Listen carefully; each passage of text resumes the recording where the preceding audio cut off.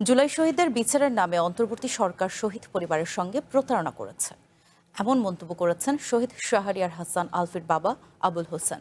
সকালে রাজধানীর চীন মৈত্রী সম্মেলন কেন্দ্রে জুলাই শহীদদের স্মরণে আয়োজিত অনুষ্ঠানে এই মন্তব্য করেন তিনি।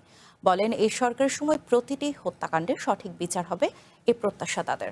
বলেন, শহীদদের ব্যবহার করে কেউ নতুন দল করেছে, হাজার কোটি টাকার মালিক হয়েছে, কিন্তু শহীদ পরিবার তার কিছুই পায়নি। জুলাইয়ে গণঅভ্যুত্থানে আহত শাহিদ মাধব বলেন, শহীদদের হত্যাকাণ্ডের বিচার নিশ্চিত করতে বিএনপিকে আরও সময় দিতে হবে। দেশের মানুষ যেন ভালো থাকে, এটাই প্রধানমন্ত্রীর কাছে জনগণের প্রত্যাশা বলেও মন্তব্য করেন তিনি। যারা স্বজন হারিয়ে নিঃস্ব ও পঙ্গু হয়েছে, তাদের প্রতি সরকারকে গুরুত্ব দিতে হবে উল্লেখ করে শহীদ আবু সাইদের ভাই আবু হোসেন আবু সাইদ হত্যার দ্রুত বিচার চান। এ সময় শহীদ আবদুল্লাহ বিন জাহিদের মা জহুরা সব শহীদের হত্যাকারীদের বিচার দ্রুত নিশ্চিত করতে সরকারের প্রতি আহ্বান জানান। আপনাদের প্রতি শ্রদ্ধা।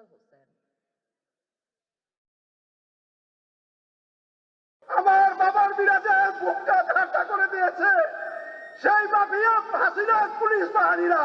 আমার ছেলে শহীদ রমিজউদ্দিনের ফার্স্ট ইয়ারের স্টুডেন্ট ছিল।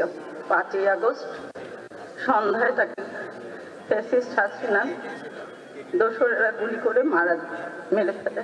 অসংখ্য নেতা কর্মী আমার মতো পঙ্গু হয়েছে এই জুলাই আন্দোলনে। প্রধানমন্ত্রীর কাছে আমি এতটুকু আবেদন করবো, আমাদের ছেলে মেয়ের যে কোনো একজনের বিচার হলে করে আপনারা দেখান, তাহলে আমরা আত্মাটা শান্তি পাবো।